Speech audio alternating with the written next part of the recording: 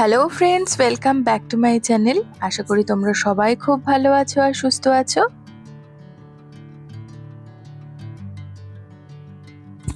উত্তরাখণ্ডে ধানলটিতে আমরা যে হোটেলে ছিলাম সেই হোটেলের রিভিউ ভিডিও নিয়ে আজকে চলে এসেছি। তো চলো আজকের ভিডিওটা শুরু করা যাক। আমাদের এই হোটেলটা ধানলটি ইকো পার্ক থেকে মাত্র 1 কিলোমিটার দূরে অবস্থিত। হেঁটেই যাওয়া যায় ইকো পার্ক থেকে। চেনার সুবিধার জন্য বলে দিই, ধানলটির ইকো পার্কটা ক্রস করার পরে দ্য গ্র্যান্ড রিসর্টের ঠিক আগেই এই হোটেলটা পড়বে। আমাদের হোটেলটার নাম হচ্ছে দিওয়ান উড রিসর্ট। তো রাস্তা থেকে একটু নিচের দিকে নামতে হবে। নেমেই যে জায়গাটা রয়েছে, ফাঁকা জায়গাটা রিসেপশনের সামনে, এই জায়গাটাই হচ্ছে পার্কিংয়ের ব্যবস্থা রয়েছে। আর ঢুকে সামনে বাঁদিকে এই ঘরটা হচ্ছে রিসেপশন। আরেকবার আমি তোমাদের পার্কিং এর জায়গাটা দেখিয়ে দিচ্ছি। এই দেখো, মেন রোড থেকে এই নিচের দিকে নেমে এসেছি। এই সামনে এই ফাঁকা জায়গাটা হচ্ছে পার্কিং এর জায়গা। আর এইবারে চলো রিসেপশনটা দেখাই। ঢুকে এইটাই হচ্ছে রিসেপশন, এবং এই রিসেপশনের সাথেই যে জায়গাটা রয়েছে এটাই হচ্ছে ওদের রেস্টুরেন্ট। জায়গাটা একটু ছোট, কিন্তু দৃশ্যটা ভীষণই সুন্দর। বাইরের অপূর্ব দৃশ্যটা আমি তোমাদের দেখাচ্ছি, তার আগে দেখিয়ে দিই ব্রেকফাস্টের অপশন। যেহেতু ছোট জায়গা, সেই জন্য ব্রেকফাস্টের অপশন খুব লিমিটেড থাকে।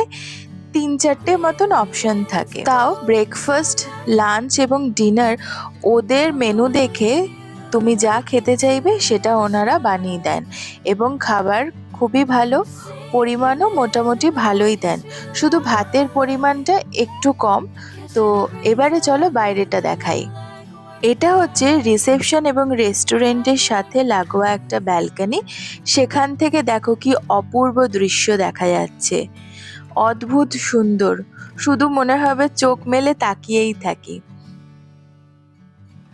আর নিচে দেখো যে কটেজগুলো দেখা যাচ্ছে, সেই কটেজগুলোর মধ্যেই একটা কটেজ আমাদের। তো সেগুলোও দেখাচ্ছি তোমাদের।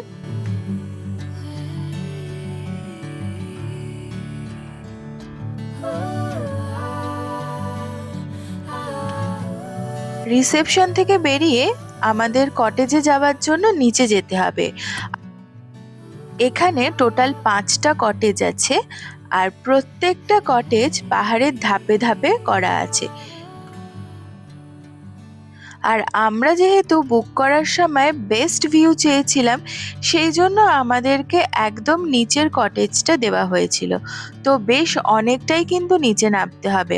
তোমরা ভিডিওটা পুরোটা দেখো, তাহলেই বুঝতে পারবে।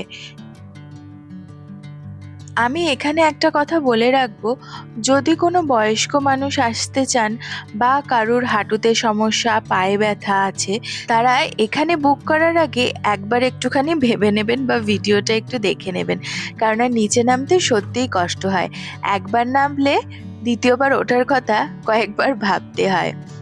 কিন্তু ভিউ হিসেবে অপূর্ব সুন্দর, থাকতেও খুব ভালো লাগবে।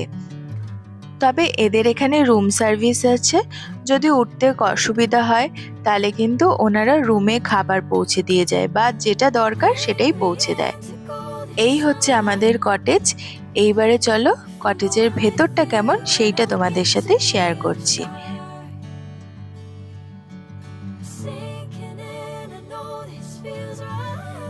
এই মেন দরজা দিয়ে ঢুকে, জায়গাটা খুবই কম। এখানে ঢুকেই বেডটা সাইজটা ঠিকই আছে। আর এইদিকে একটা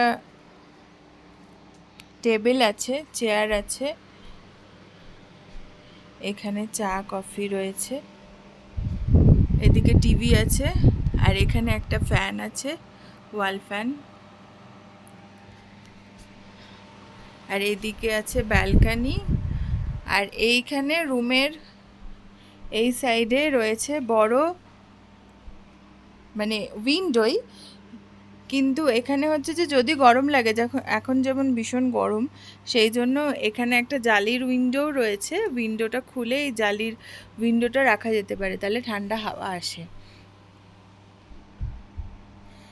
এবারে এই দিকে হচ্ছে বাথরুম, বেড সাইড টেবিল আছে দুদিকে দুটো, আর এইখানে হচ্ছে একটা এরকম টেবিলের মতন রয়েছে, নিচে একটা কাবার্ড রয়েছে, এখানে লাগেজ আমরা একটা ঢুকিয়ে রেখেছি, আর এখানে কিছু লাগেজ রেখেছি। আর এখানে ওরা টয়লেট্রিজ দিয়েছে, শেভিং কিট, ডেন্টাল কিট, কম, আর এখানে যেরকম ময়শ্চারাইজার, স্যানিটাইজার, শাওয়ার জেল থাকে সেরকম সব আছে। আর এই হচ্ছে বাথরুম, বাথরুমটা বেশ বড়, বেসিন, কমোড, এদিকে শাওয়ার এরিয়া। গিজারটা কটেজের বাইরে আছে, বাট গিজারের সুইচ ভেতরে আছে, এখান থেকে আমরা অন অফ করতে পারবো। এই হচ্ছে ব্যালকনি,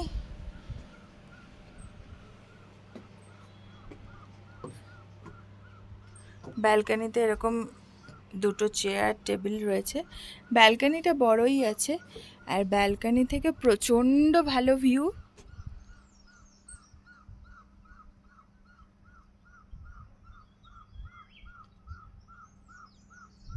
কিন্তু এখানে একটুখানি মাংকির প্রবলেম আছে, সেই জন্য ব্যালকনির দরজা আর কি খুলে রাখা যাবে না, বিশেষ করে সকালে আর বিকেলের দিকে। রাতের বেলা রিসর্টটা কিরকম দেখতে হয়, কতটা লাইট থাকে ঘরের ভেতরে, সেই সমস্ত কিছু তোমাদের সাথে শেয়ার করে নিচ্ছি, আর তার সাথে কয়েকটি ইনফরমেশন দিয়ে দিচ্ছি। একদম অনেস্ট রিভিউ তোমাদের সাথে শেয়ার করছি, আমরা যা ফেস করেছি সেইগুলোই তোমাদেরকে বলছি। তো এখানে যেহেতু ম্যান পাওয়ার ভীষণই কম, সেই জন্য কিছু কিছু ক্ষেত্রে কিন্তু বেশ প্রবলেম হয়েছে। মানে কোনো একটা কিছু হয়তো আমরা চাইলাম রিসেপশনে ফোন করে, তো ওরা পাঠাতে কিন্তু বেশ অনেক টাইম নিয়ে নিত, 1 ঘন্টা 2 ঘন্টার ওপরে। এখানে কিছুক্ষণ পরপরই লোডশেডিং হয়, এবং লোডশেডিং হলে যদি ওয়েদার খুব গরম থাকে তাহলে কিন্তু বেশ প্রবলেম হয়, যেটা কিনা আমাদের সাথে হয়েছিল। আমরা মে মাসে গেছিলাম, তো সেই সময় ভালোই গরম ছিল। তো যেহেতু লোডশেডিং হচ্ছিল বারে বারে, তার জন্য ভোল্টেজ আপ ডাউন করছিল এবং আমাদের রীতিমতো প্রচণ্ড গরম লাগছিল, এবং একটাই যে ফ্যান ছিল সেই ফ্যানটাও চলছিল না ঠিক মতন, যার জন্য বেশ প্রবলেম ফেস করেছি। তবে রাত্রিবেলা অতটা প্রবলেম হতো না, কারণ টেম্পারেচারটা তখন অনেকটাই কম হয়ে যেত, তো সকালের দিকটাই বেশি কষ্ট হতো।